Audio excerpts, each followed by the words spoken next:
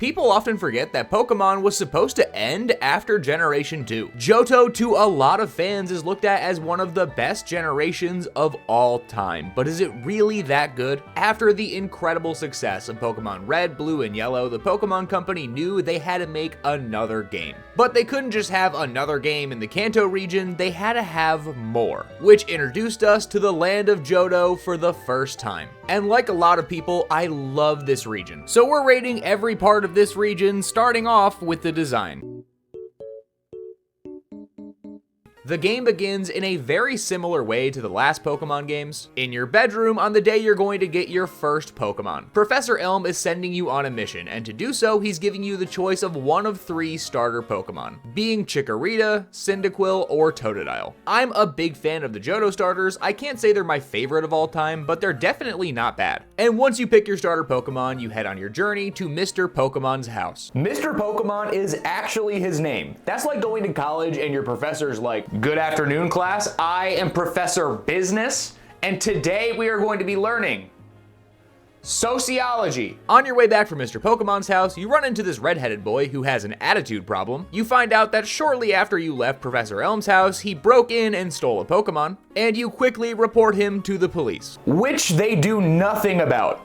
How is there not more crime in the Pokemon world? The beginning is structured just like Red and Blue, but instead of going to the Pokemart and getting Professor Oak's parcel, you go to Mr. Pokemon's house and get an egg. And also like the originals, you get to name your rival whatever you want. Though the beginning shares a lot of themes from Red, Blue, and Yellow, it still feels unique. Mostly due to the fact they are in a brand new region. Starting in New Bark Town and exploring the Johto region feels incredible, mostly because it feels extremely distinct from Kanto. There are so many great locations spread out throughout the region, like the Bellsprout Tower, where I'm absolutely not biased in saying this is the best location in Pokemon ever, but even more than that, there was Ukratech City and the Lake of Rage, which all felt fun and unique to explore, making the region feel like a historic location in Pokemon history rather than just an expansion.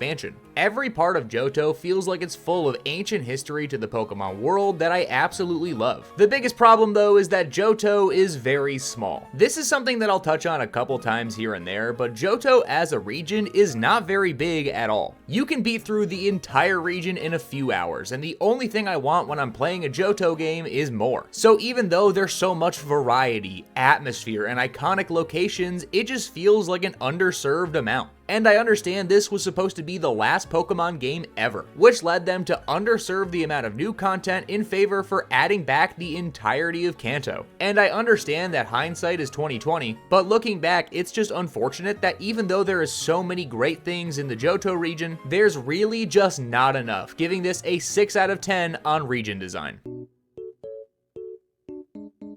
Generation 2 is 100% one of the hardest Pokemon regions, and I will not accept any debate.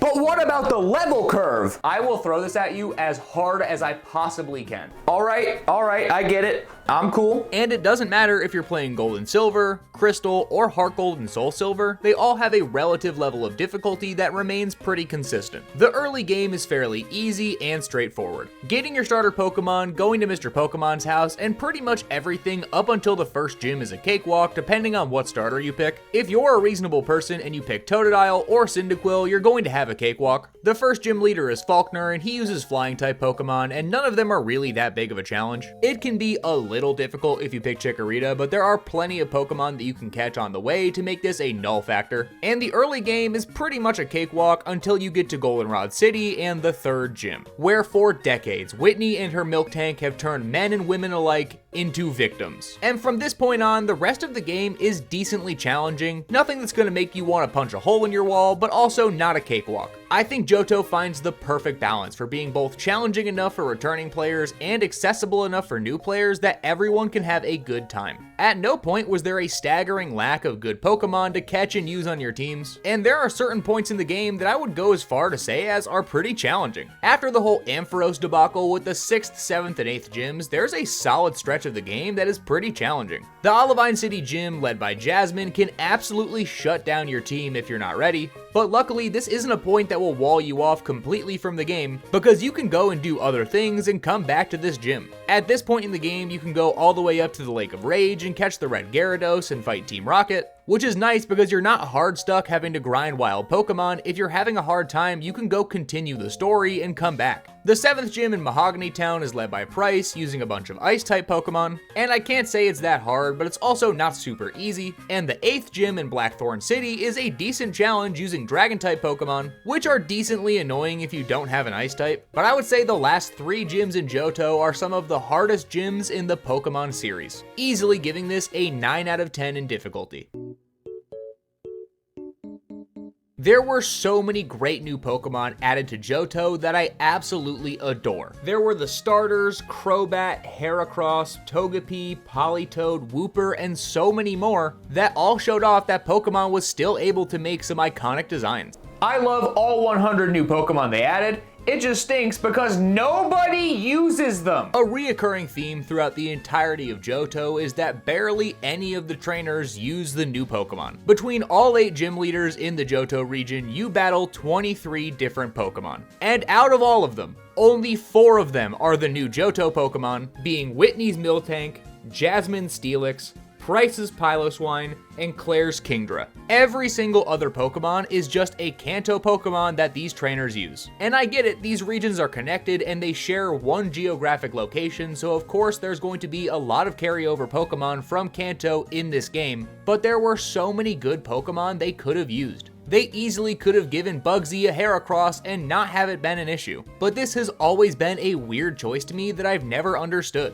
I get this was supposed to be the last Pokemon game, so they wanted to use a bunch of fan favorite Pokemon from Kanto to help sell, but it's a shame there are so many great new Pokemon that go unused in this region. Luckily, Johto did one thing that set a standard for Pokemon that is carried on throughout the games going forward, being the box art legendary. Depending on what version of the game you get, there is going to be a different legendary on the cover. Pokemon has always been a social gaming revolution, and having a legendary Pokemon tied to whatever version you get was a genius idea. You and a friend or relative could get 2 different versions of the game and share Pokemon that were not available in your version, including the box art legendary, this time being Ho-Oh and Lugia. These are some of the most iconic legendary Pokemon of all time. Whether it was the first episode of the Pokemon anime where Ash saw a Ho-Oh fly overhead, or the Pokemon movie where we saw Lugia square up with Articuno, Zapdos, and Moltres. These Pokemon are extremely iconic, and even though there isn't a 3rd legendary to complete the legendary trio, they are some of the best box art legendaries of all time. And the sub-legendary trio of Entei, Suicune, and Raikou are also iconic. Part of me wishes they had different typings because Entei and Raikou share types with Zapdos and Moltres, but when you consider the lore behind them, these are easily some of the best Pokemon designs we have ever gotten. And with Johto having all of these great Pokemon, I just wish they were utilized better. So for Pokemon selection, I'm giving Johto a 7 out of 10. Pokemon Red, Blue, and Yellow are absolutely iconic games, but they are full of issues and bugs that made them kind of wonky for anyone who plays them. Oh look, a wild Pokemon! I have no idea what that is, but I am not touching that. So when Gold and Silver came around, they added a bunch of new things to make this feel like a brand new Pokemon experience. One of the first features is introduced before you even start playing the game, and that's the new day and night cycle. When you first turn on the game, you're asked to input the time, and this sets the time in the game and changes a bunch of different things about the experience. There are some Pokemon that will only be available at certain times of day, meaning that you need to play this game at a certain time in order to get the most out of the game, and there are even some Pokemon who can only evolve at certain times of the day, like Eevee turning into an Espeon when you hit a certain friendship threshold during the day, or Umbreon when you hit that threshold at night. And there is just something that is so unique about setting the time of day and having that be affected in the game itself. Starting in Generation 2, they added 2 brand new types of Pokemon, being Dark and Steel. This was one of the measures that was put in place to nerf the Psychic type because they were a problem in Generation 1. Dark type served as a direct counter, serving as a method of balance, and Steel type was put in because they had a lot of Pokemon that looked like they were made out of metal. Another massive change is that the special stat from Pokemon Red, Blue, and Yellow was split into special attack and special defense. Part of what made Psychic type so disgusting in the original games is that special was condensed into one stat, and by splitting special into 2 distinct categories made it so Psychic was no longer the strongest type offensively and defensively,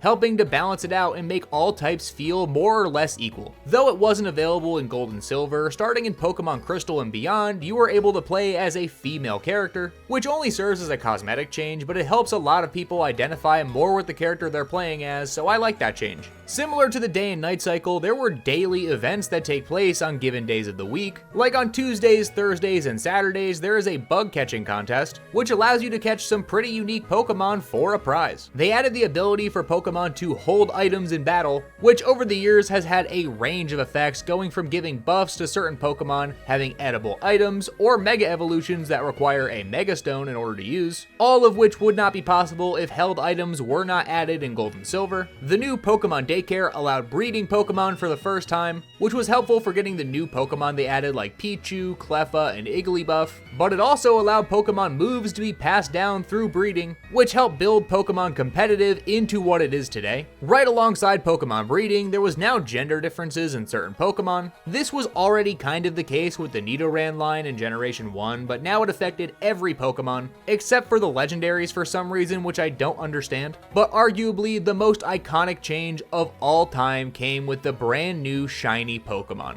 Every single Pokemon you encounter had a 1 in 8,192 chance to be a shiny Pokemon when you encounter it, which gave every Pokemon a chance to have an alternate color pattern, and it definitely didn't set the world on fire. Let's burn this mother down! At the Lake of Rage, you're given a free shiny Pokemon, the Red Gyarados. This served as an introduction to shiny Pokemon, and it was one of the coolest things that Pokemon has ever done. Having such a small chance to have a Pokemon appear as shiny is so cool. It made it so every time you encounter a wild Pokemon, there was a glimmer of hope that you would get something rare and special. And though these Pokemon weren't better by any physical metric, having a shiny Pokemon on your team was a symbol of status, and in my opinion is to this day the best thing they have ever added to a Pokemon game. There were a bunch of other less notable but still important changes they added to the formula, like the introduction of a bunch of brand new Pokeballs that were pretty cool. Some of them did not work at all, but they look cool, and that's all that matters. They also introduced berries to the Pokemon game, which have become synonymous with the idea of Pokemon. You can't tell me you've never wanted to eat an Oranberry before, I won't believe you. But all of these things that were added to Gold and Silver have become iconic to this day. Crystal added a bunch of new features too, like the idea of a post-game battle tower,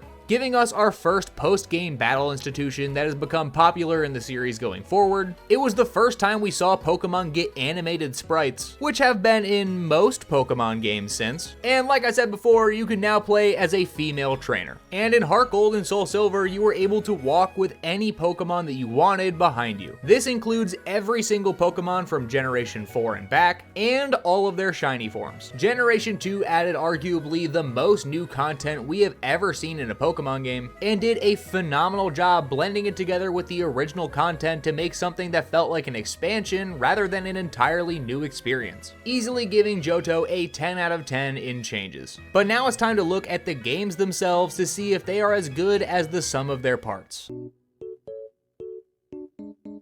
Gold and Silver were the first Pokemon games to take place in the Johto region, and they did a phenomenal job. Like I said before, the early game feels just like it did in Red, Blue, and Yellow, but this time there is more of a reason to explore. The early routes are full of some great Pokemon, some fun trainer battles, and one of the best rivals in Pokemon history. Similar to how Blue was an unfriendly rival in Red, Blue, and Yellow, Silver fills that same role perfectly. When you first meet him, he robs Professor Elm, and I get it, Professor Elm doesn't seem like he can defend himself all that well, but from the very beginning of the game, the stakes are entirely different. Where Blue was Professor Oak's grandson being an entitled jerk throughout the entirety of the game, Silver is a straight-up criminal who immediately robs someone, and the only thing he cares about through the entire game is making his Pokemon stronger. Silver and Blue have a lot in common, both being mean trainers that bug you throughout your entire journey, but what makes Silver so great is that there is no context that draws you two together. Where Red and Blue are childhood neighbors and there's that pre-existing beef, Silver is a total wildcard, and the journey that he goes on realizing that Pokemon are not tools but friends is one of my favorite story arcs in all of Pokemon.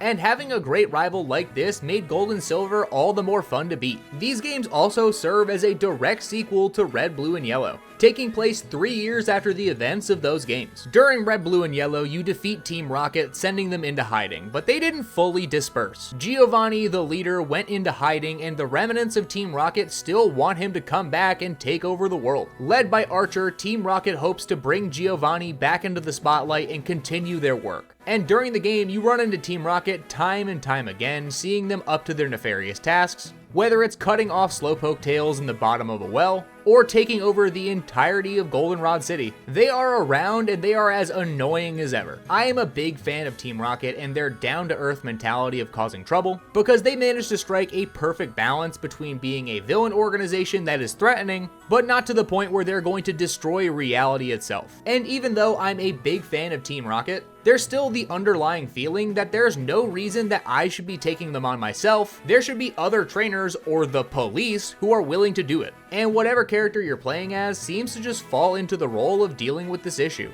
Team Rocket is great and they're an awesome villain organization, but it feels as if they were added as a secondary thought rather than a focal point of the story. And beyond Team Rocket and Silver, there really isn't any other part of the Pokemon journey that feels like it's story driven. You're more so just going on your Pokemon adventure, collecting gym badges and fighting the Elite Four. And that part of the game is what I think Johto does best. Like I mentioned earlier, every part of this region has a story to tell. All of the locations feel alive and have their own little thing going on that you can help with along the way. Whether it's going to get the medicine for the Ampharos in the Light Tower, participating in the bug catching contests, or exploring the Burn Tower, there is so much environmental storytelling that takes place in Johto that makes this region feel truly unique. Though Team Rocket lacks the narrative depth that a lot of other teams have, Johto more than makes up for it by having the region itself tell a great story. And Gold and Silver do a great job of bringing you through it. And the only real problem that Gold and Silver have is that I wanted more. In an average playthrough, it takes me about 8 to 12 hours to get through the entirety of the Johto region. And though it makes up for it by having the entirety of Kanto at its disposal, I wish there was more post-game story that took place in the Johto region. Going back and exploring Kanto is great, but neither of the regions feel like they were given enough time to shine, with Kanto being a very stripped down version of what it used to be,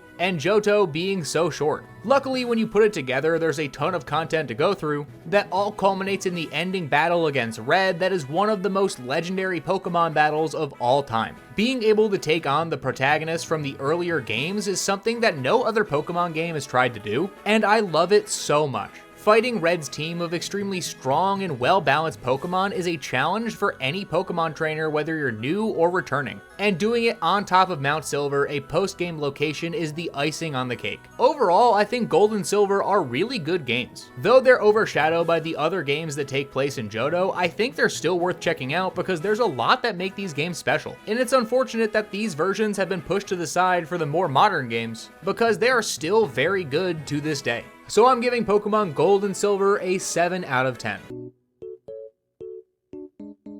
Even though Gold and Silver are good, Crystal is just better. Pokemon Crystal introduced a lot of things that weren't available in Gold and Silver, making this the first Pokemon game that was a true deluxe version. Unlike Pokemon Yellow, which tried to be an anime equivalent Pokemon game, and changed just enough to make it feel like it was more in line with Ash's journey, Crystal did something entirely different, telling mostly the same story as the originals with a bonus side story, a ton of extra quality of life features, and a new emphasis on Suicune. Box art legendaries were a brand new concept, and Ho-Oh and Lugia were already used in Gold and Silver. And considering there isn't a third legendary to complete that trio, they went an entirely different route, taking one of the other legendary Pokemon from the game and making that the box art legendary. And even though they could have done something way cooler like include Celebi, I think this was a good idea. The legendary dog trio were already fan favorites in the game, and Suicune was a great Pokemon to fill that third legendary role. The majority of the story is exactly the same as it was in Gold and Silver, with the addition of a new side story based on Eugene and Suicune. And though this didn't help with the issues that Team Rocket had, it doubled down on Johto's strengths, showing that this region had a great story to tell when you include Team Rocket or not. And when you combine that with the quality of life improvements of the new animated Pokemon sprites, the ability to play as a girl, and the fact that you can catch both Ho-Oh and Lugia in this version, easily makes Pokemon Crystal the best way to experience Pokemon on the Game Boy Color. So I'm giving Pokemon Crystal an 8 out of 10. If you're a fan of Red, Blue, and Yellow, I'm sorry.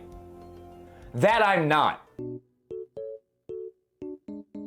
Everybody knows that Pokemon has a history of remaking their older titles, and this was no different on the DS. When Pokemon was moved to the DS, it was given a ton of quality of life improvements that made it the best way to play the series for a lot of fans. Changes like the physical and special split made it so much easier to pick up and play Pokemon regardless of who you were. And after the success of Diamond, Pearl, and Platinum, the Pokemon Company wanted to remake Generation 2, and gave us arguably the best Pokemon games of all time. HeartGold and SoulSilver are a love letter to fans of the original Pokemon games that perfectly took the Johto region onto stronger hardware. The core story of the game is the same, perfectly blending elements from Gold and Silver and Crystal together to make one cohesive experience. The main story is pretty much the exact same thing that we got in Gold and Silver, with the additional side story of Suicune being present in the main game. But this time, not only did the game look so much better than it did before, they also added a bunch of fan service to make this feel like a new Pokemon experience. Like I mentioned before, any Pokemon that you have in your party can follow you around, which allows you to travel with your partner Pokemon wherever you go. And this is one of my favorite changes that was added to Pokemon ever. And the fact that this didn't become the standard for future Pokemon games was really disappointing.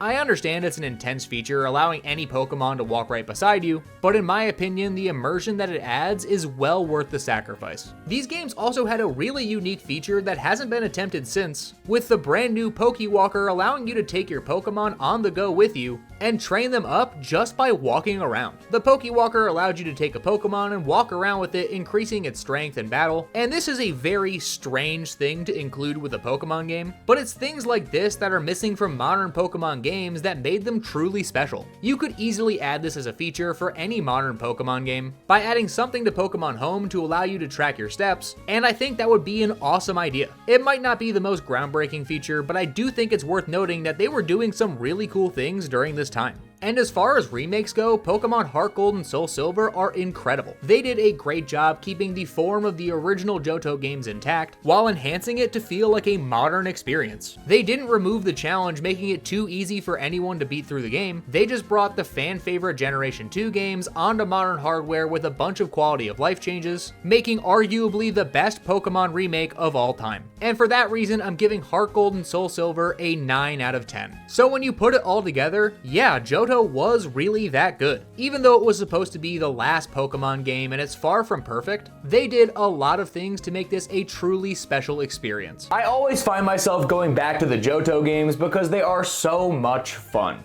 You are such a liar. You're only going for the Bellsprout Tower and you know it. Hey, well, you're probably right.